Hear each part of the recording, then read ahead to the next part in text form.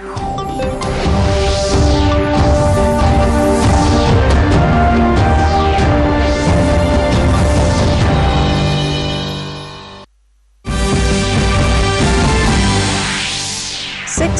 central team to reach Assam on Wednesday to assess flood scenario. State seeks 2,300 crore rupees as compensation.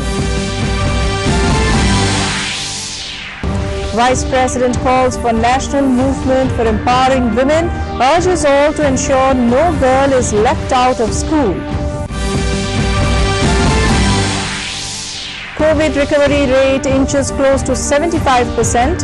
Health Minister Harshvardhan says vaccine will be ready by end of this year. Film and TV industry receives green signal for resumption of shooting. I&B Ministry issues guidelines for contact minimization. And Centre invites suggestions from teachers and principals across the country on how to implement National Education Policy 2020. Good evening, viewers. Welcome to the Northeast News Bulletin. This is Sangeeta Bhattacharjee, now with the details. In news from Northeast first, a 6-member central team will reach Assam on Wednesday, the 26th of August, to assess the flood situation. 3 waves of flood affected lakhs of people this year in the state. Commissioner Secretary in Revenue Department MS Manivanan has informed that the team will visit the affected areas. He said the Assam government has already sent an interim flood damage report to the centre and has sought around 2,300 crore rupees as compensation. He said flood waters have also damaged infrastructure including roads, bridges and embankments. Efforts are being made as directed by the Chief Minister to compensate the erosion affected people. He said that over 80,000 people were rescued by the NDRF and SDRF.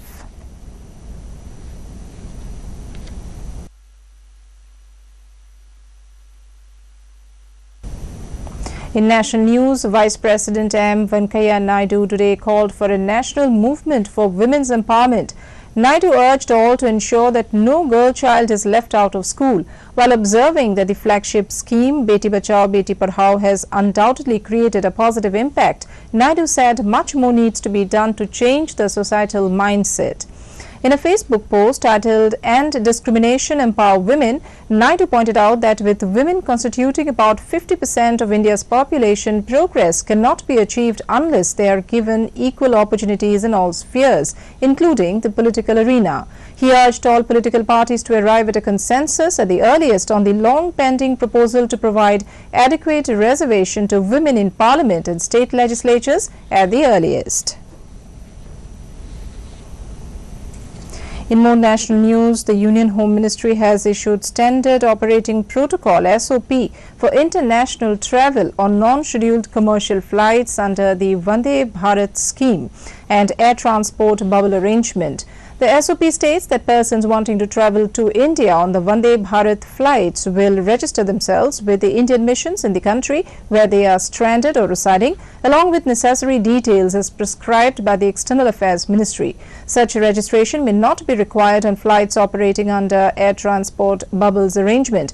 Persons will travel to India by non-scheduled commercial flights as allowed by the Civil Aviation Ministry and ships as allowed by the Department of Military Affairs or Shipping Ministry. The cost of travel as specified by the carrier will be borne by the travellers. For inbound passengers, External Affairs Ministry will prepare flight or ship-wise database of all travellers.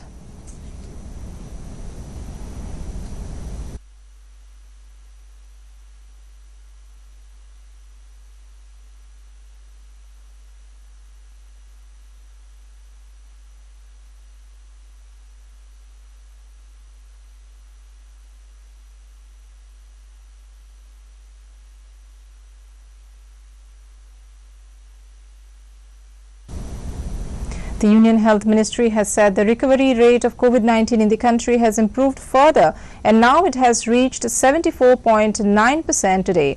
During the last 24 hours, 57,989 COVID patients have recovered. The case fatality rate also continues to show a steady decline and now stands at 1.86%.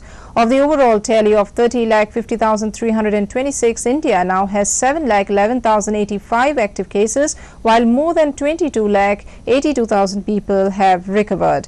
The COVID tally has crossed the 30 lakh mark after the country reported 69,239 fresh cases in the last 24 hours.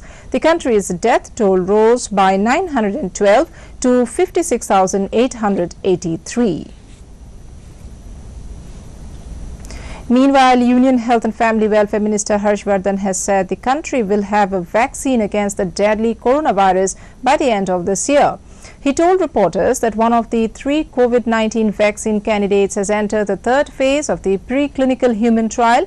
Head of National Task Force on COVID-19, Dr. V.K. Paul, said the vaccine candidate entering the third phase has yielded encouraging results in the initial phases of its trial. Dr. Paul said the other 2 vaccines are currently in phase 1 or 2 of their preclinical trials. Dr. Harsh Vardhan inaugurated a 10-bedded makeshift hospital at NDRF base in Ghaziabad, Uttar Pradesh on Saturday.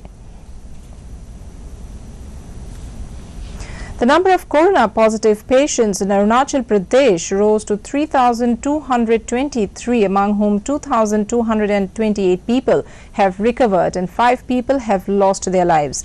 In Manipur, the number rose to 5,132, of whom 3,455 have recovered and 22 have fallen to the disease.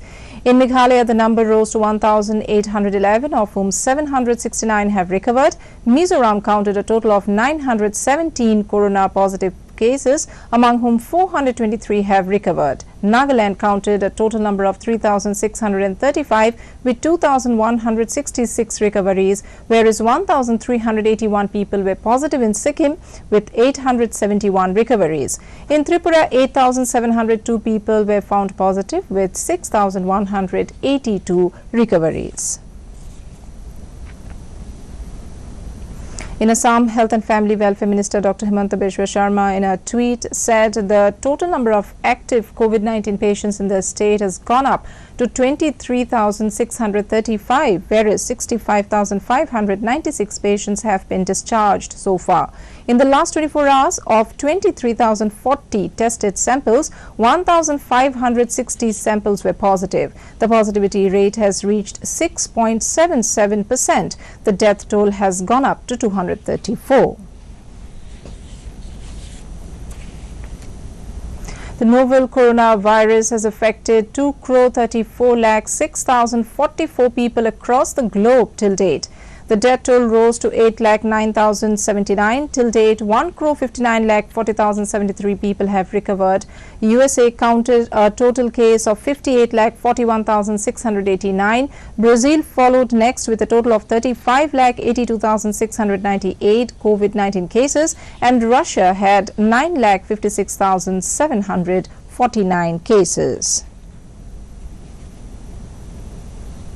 Information and Broadcasting Minister Prakash Javadekar today announced the standard operating procedure for commencement of film and television program shootings amid COVID pandemic. Javadekar said film and TV industry is an important industry that employs millions of people, and the SOP has been issued after consultations with the Home and Health Ministries. He said shooting and production for TV and films can now begin throughout the country. Javadekar said many parts of the country have seen complete closure of this segment of industry and few states have allowed partial shooting. But today the government is issuing the SOP as per international experience. Many parts of the countries have seen complete closure of this segment of industry, and few states have allowed partial shootings. But today we are laying standard operating procedure as per the international experience, and with the consultation of Health Ministry and with the consultation of the Home Ministry, we have today issued these standard operating procedures, and we will definitely, this will be welcomed by each and everyone related to the film industry.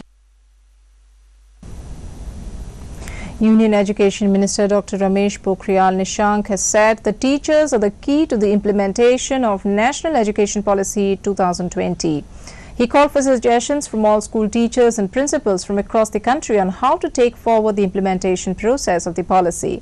Meanwhile, the Department of School Education and Literacy, in a letter to states and union territories, has called for suggestions from school teachers and principals on how to take the implementation of the policy forward. To simplify the process for the teachers, the suggestions have been sought on each theme of the policy related to school education through a question-answer process. The questions are framed in such a manner that teachers can relate to them from their experience. All suggestions received will be examined by a team of experts from the NCERT.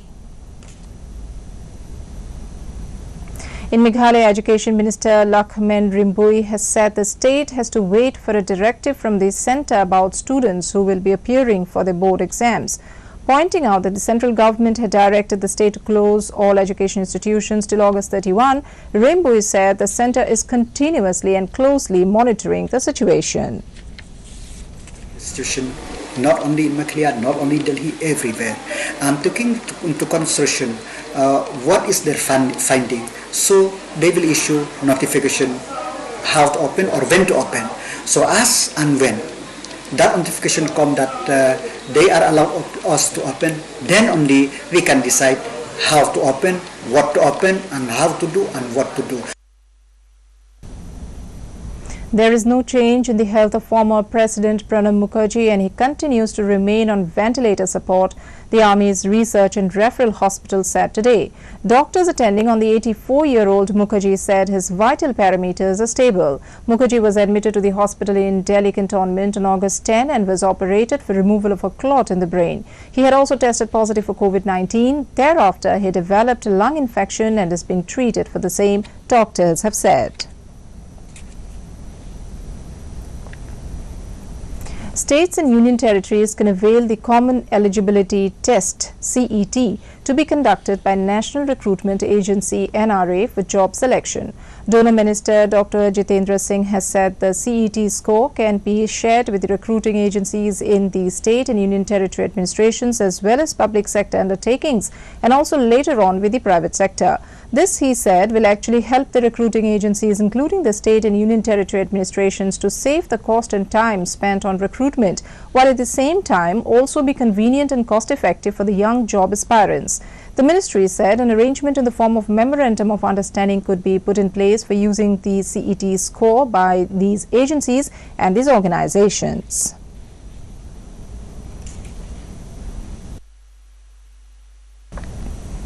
And to end the news, the headlines once again.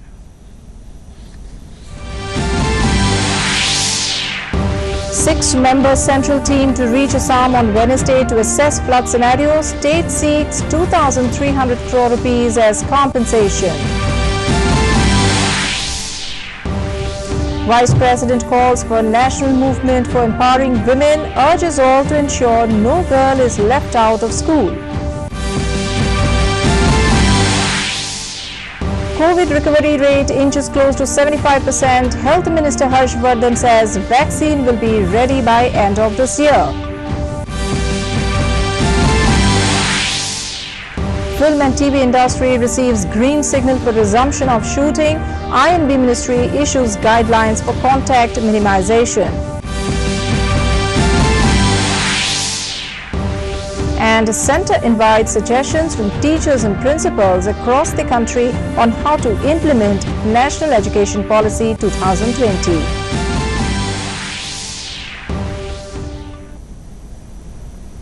And that brings us to the end of this evening's bulletin. Thank you for tuning in. Namaskar.